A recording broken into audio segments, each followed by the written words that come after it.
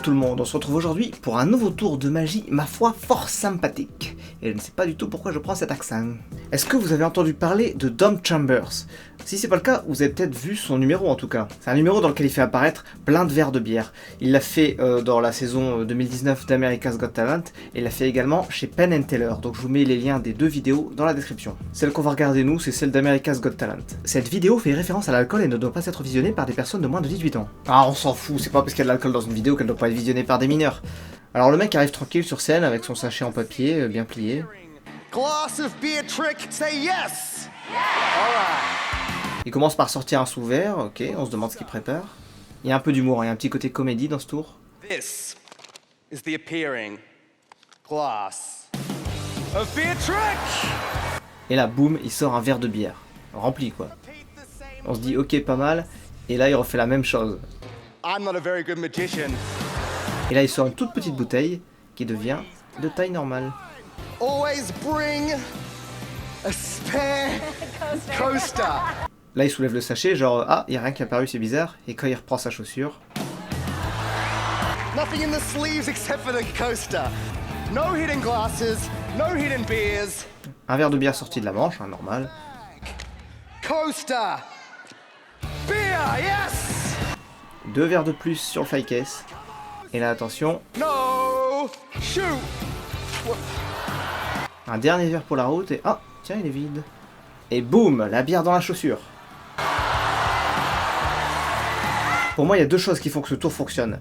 La première, c'est le côté comédie, humour. Je vous laisse regarder les vidéos en entier pour en profiter. Et la deuxième chose, c'est le fait qu'il fait tout le temps le même effet, mais de plein de façons différentes. Et ça, Penn & Teller lui ont dit quand il est passé dans leur émission, c'est vrai que c'est plutôt pas mal de réussir avec un seul effet à faire plein de choses. Il fait vraiment toutes les possibilités, quoi. Voilà, il y a un côté assez cool et créatif avec ce magicien, donc je pense qu'il ira loin. Passons maintenant à l'explication. Ah, l'accent qui revient. Alors il y a deux choses importantes à noter concernant la préparation de ce tour. La première, c'est le fly case qui se trouve à sa droite. Quand un magicien utilise un support de n'importe quelle forme, hein, une table, un fly case ou autre, eh ben, ça constitue un obstacle derrière lequel on peut cacher tout ce qu'on veut. Donc là déjà, on peut être sûr que dès qu'il passe une partie de son corps derrière le fly, il peut faire tout ce qu'il veut, on ne verra rien du tout. Et la deuxième chose, c'est sa veste. Je sais pas si vous avez la même sensation que moi, mais je le sens pas très à l'aise dans ses mouvements. Et en fait, c'est plutôt normal parce qu'une bonne partie des verres de bière qu'il va faire apparaître sont cachés dans sa veste. Peut-être que vous vous dites ouais, comment il fait pour transporter des verres de bière sans s'en foutre partout. Au final, il n'y a que le dernier verre qui boit vraiment. Donc je pense qu'il est très possible que tous les autres verres qu'il fait apparaître ont un bouchon transparent qui les empêche de couler. Ce qui fait qu'il peut les transporter dans n'importe quel sens, il n'y a aucun risque. Alors comment fait-il apparaître le premier verre?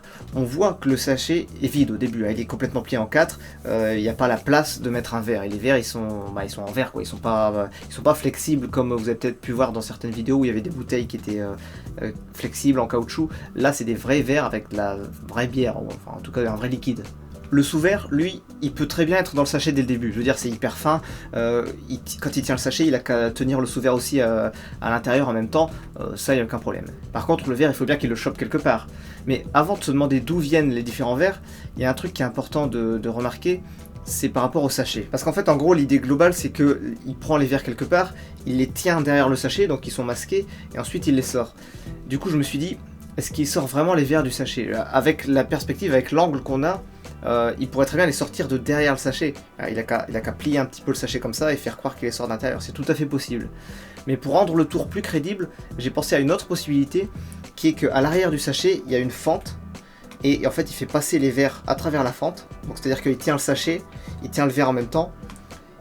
Et en manipulant un peu le dessus, il fait passer le verre à travers la fente, il le récupère comme ça, et là du coup, là il sort vraiment du sachet en fait. Voilà, ça c'est pour l'apparition des verres.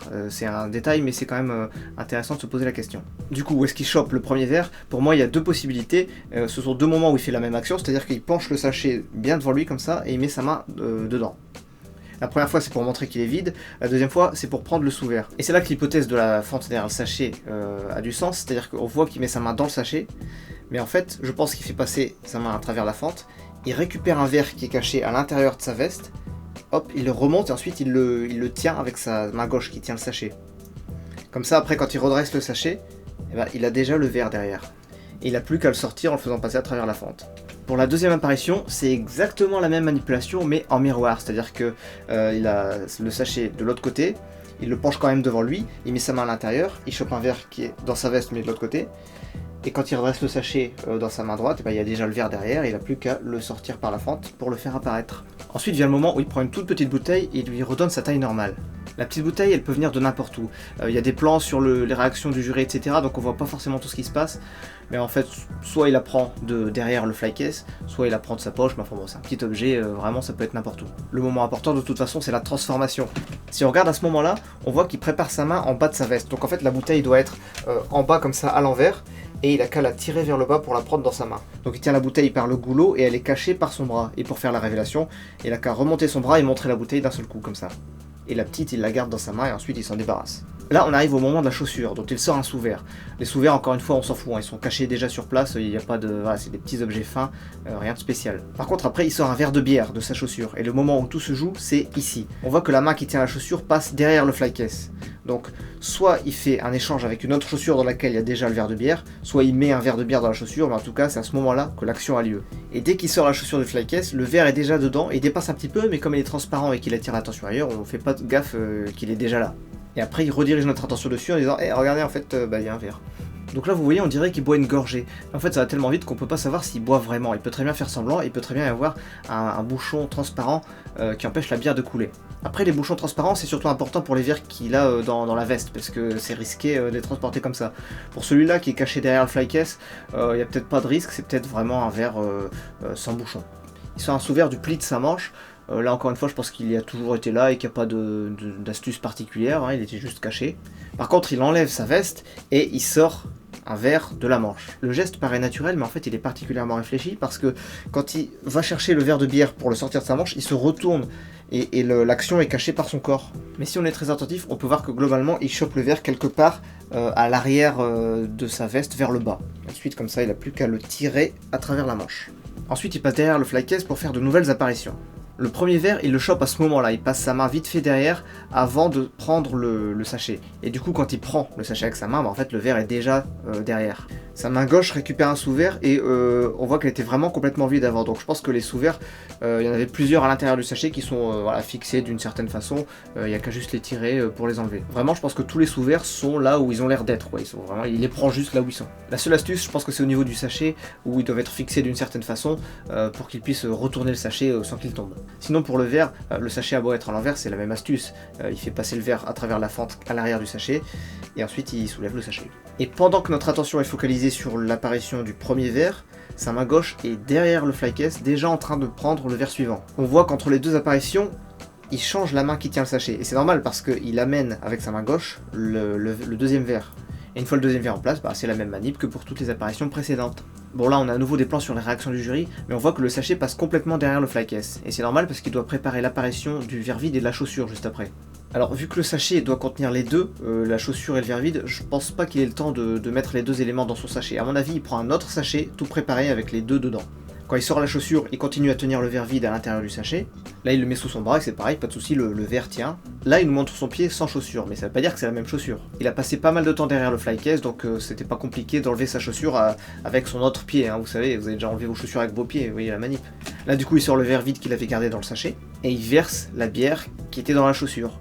Ce qui prouve que c'était pas la chaussure qu'il avait au pied depuis le début, c'est bien une autre chaussure qui était préparée dans le sachet derrière le flycase. Donc cette chaussure, elle a été préparée à l'avance, il doit y avoir un petit dispositif pour être sûr qu'il puisse mettre de liquide tranquillement. À mon avis, il met pas la bière comme ça, parce qu'il la boit après, donc si c'est juste une chaussure comme ça, c'est dégueulasse. Non, je pense qu'il y a une surface plastique à l'intérieur, ne serait-ce que du cellophane, un sachet transparent, n'importe quoi. Voilà, c'est tout pour l'explication de ce tour, dont la mise en scène et la créativité sont vraiment pas mal.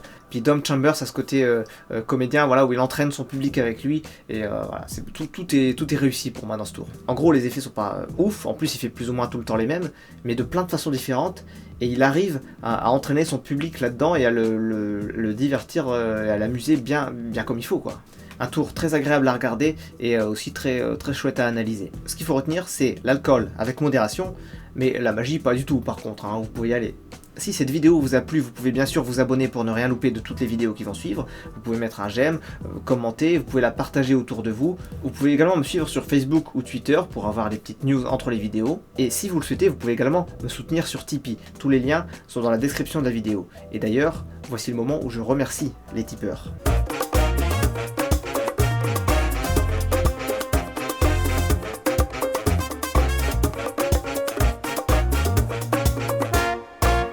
Et moi, je vous dis à plus pour la prochaine vidéo.